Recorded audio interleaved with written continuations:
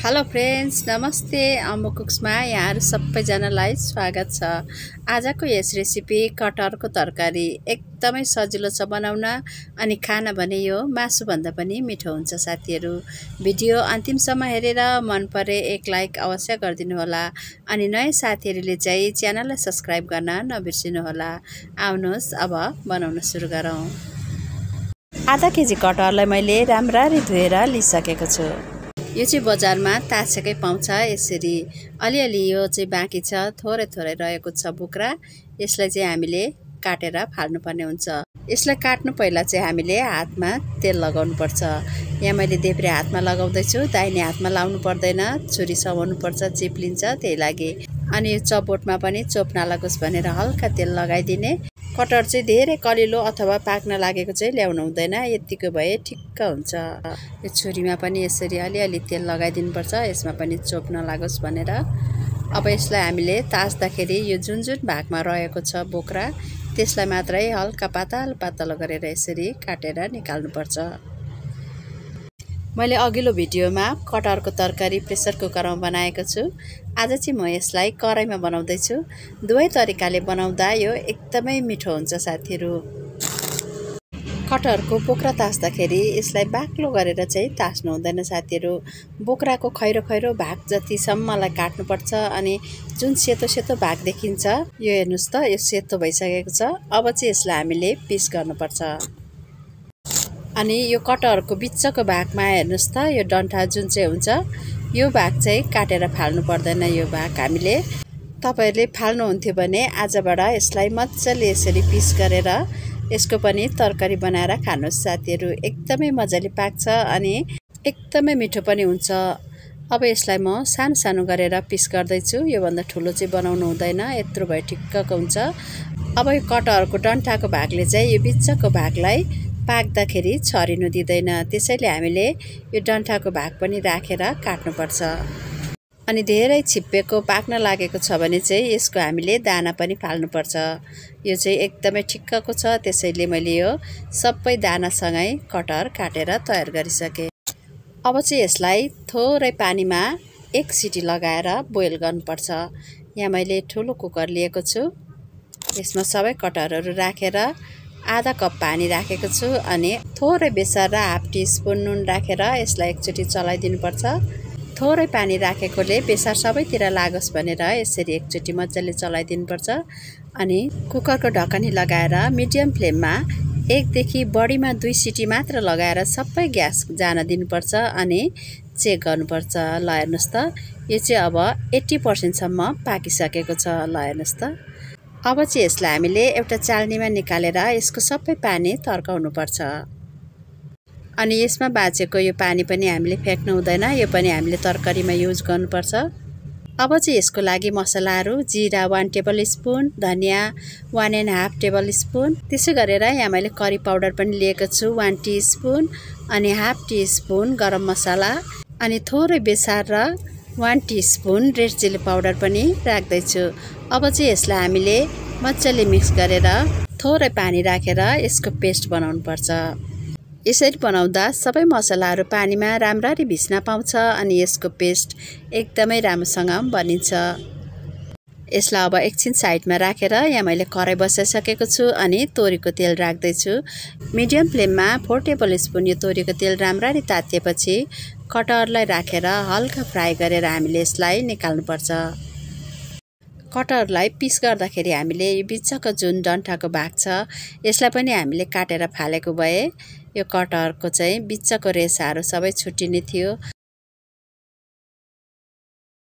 अब चाहिँ यो 80% जति पाकिसकेको भए पनि यो सबै कटहरको पिसहरू चाहिँ सोलिड बसेर एकदमै राम्रो बनेको छ। मिडियम फ्लेममा यसलाई हामीले 3-4 मिनट भुटेपछि यसको कलर हेर्नुहोस् त, हल्का चेन्ज भइसकेको छ, यो ब्राउन ब्राउन देख्न थालेको छ। अब यसलाई चाहिँ हामीले एउटा प्लेटमा निकाल्नुपर्छ। यसरी हामीले सबै कटहरहरू निकालिसकेपछि अब यो तातो कराई छ, यसैमा नै हामीले 1 टेबल स्पुन जति यसमा तेल अझै थपेर अनि यसलाई एकछिन तातिन दिनुपर्छ। अनि यसमा एउटा तेजपत्ता, थोरै ल्वाङ, सुकमेल अनि दालचिनी राखेर फुराउनुपर्छ। अनि हाफ टीस्पुन जिरा पनि पुर्याउनुपर्छ। त्यसै गरेर थोरै हिङ पनि हामीले यसमा पुर्याउनुपर्छ।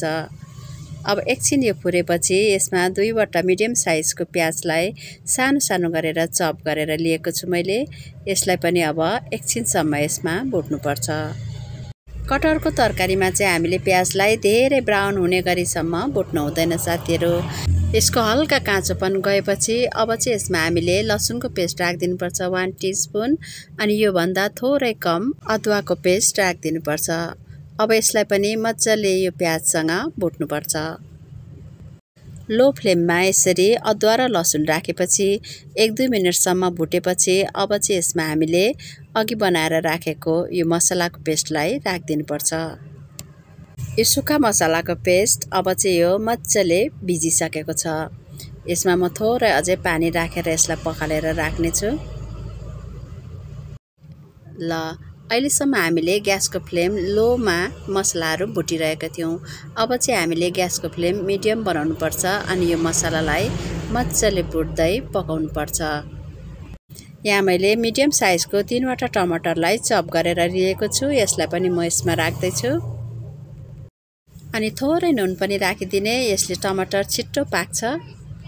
हामीले कटहर बोइल गर्दा पनि नुन राखेका छौँ। यसलाई पनि हामीले बिर्सिन हुँदैन, नत्र भने नुन बढी हुन जान्छ तरकारीमा अनि यसको स्वादै बिग्रिन्छ। अब यसलाई हामीले छोपेर पकाउनुपर्छ 3-4 मिनटसम्म मसला राम्ररी पाक्ने गरी। तर बीचबीचमा यसरी चलाउन भने बिर्सिनु हुँदैन, यसलाई डढ्न दिनु हुँदैन। 2-3 चोटिसम्म यसरी हामीले यसलाई छोप्दै चलाउँदै पकाउँदै गरेपछि यो मसला एकदमै राम्रोसँग पाक्छ, टमाटरहरू पनि एकदमै राम्रोसँग पाक्छ अनि हामीले सबै टमाटरहरूलाई मेस गरिदिनुपर्छ। अनि यसमा हामीले पिरोको लागि चाहिँ कुनै पनि खुर्सानी राख्न सक्छौँ। यहाँ मैले डल्ले खुर्सानीको पेस्ट राख्दैछु 1/2 टीस्पुन। हामीले हरियो खुर्सानी काटेर पनि राख्न सक्छौँ अथवा खुर्सानीको पाउडरहरू जे छ हामीले त्यही राख्न पनि सक्छौँ पिरोको लागि। अब यो मसला मजाले भुटिएपछि यहाँ मैले 1 कप पानी राख्दैछु। यो चाहिँ मनतातो पानी राखेको मैले। अब आवश्यकता अनुसार अझै हामीले यसमा पानी थप्न सक्छौँ। यहाँ अरू 1 कप मैले मनतातो पानी थपेँ। अब यो ग्रेभी चाहिँ कटहरले मजाले सोस्छ अनि हाम्रो यो कटहरको तरकारी चाहिँ एकदमै मिठो बन्छ साथीहरू। अब यसमा हामीले यो कटहरलाई राखिदिनुपर्छ। अहिले चाहिँ यो कटहर सुक्खा छ।